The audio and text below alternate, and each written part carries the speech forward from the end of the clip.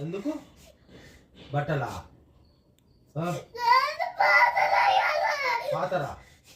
ఏం పాతలేదు పాత తీయలేదా అవన్నీ పాతవి తీయలేదా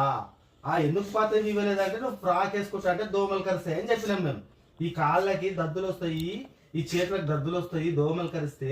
మళ్ళా ఫీవర్ వస్తుంది అని చెప్పి వద్దని చెప్పినాం నువ్వేమో విన